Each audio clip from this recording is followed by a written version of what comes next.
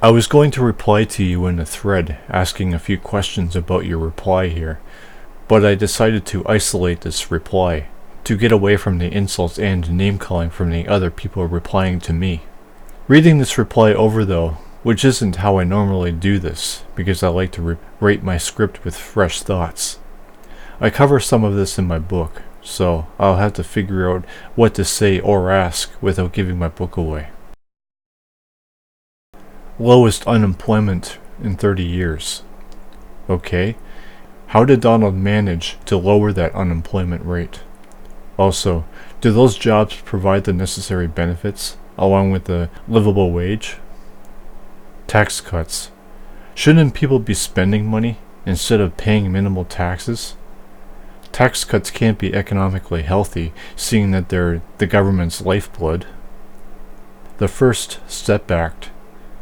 Reading a Vox article, this 2019 program is about non-violent offenders.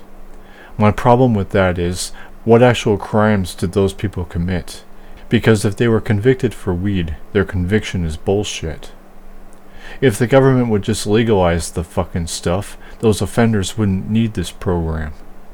I don't even understand why this program is necessary. If they've done their time, that should be enough. The question would be why those offenders are having difficulty finding a job. Are they being discriminated against? There's more information here, but I'll leave it at that. Assisting entrepreneurs. I couldn't find information on this. What was wrong with NAFTA?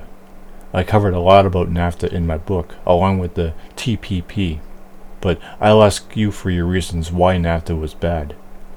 I remember reading that Donald tweeted to Theresa May about owing NATO, to which somebody else replied to Donald, explaining to him that isn't how NATO works.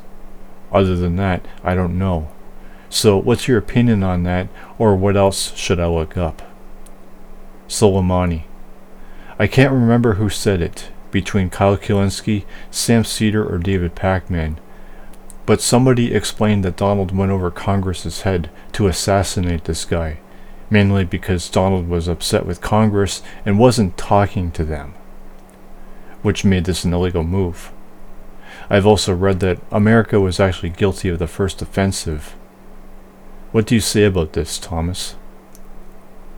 I also talk in my book about the wall a lot, so I'll abstain from comment about securing the southern border. The Muslim ban. I mentioned a few times in my replies on the thread that this ban isn't a solution because it affected every citizen of those countries, while it doesn't address the terrorism itself. Nobody had anything to say about that. I only received insults while being called names. I also talk extensively about this ban in my book. Now you're appealing to Donald's popularity, mainly because he's a celebrity, which should have nothing to do with politics, aside from being a fallacy on your part. This demonstrates just how immature and ignorant people are, including yourself. His marital status is also irrelevant, so I don't understand why you're bringing that into this. Not sexual assault, but insults toward women on national TV, along with actually touching women. Do you excuse that shit, Thomas? Why? What does Donald's presidency have to do with either Barack or anybody else? Are Donald's promises good? If they are not, Donald being a man of his word is meaningless. You guys sit there at your computers and just bash the Democrats.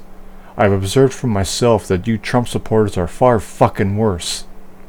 From here on, I can only suggest that you purchase my audiobook because I think you need to hear my perspective.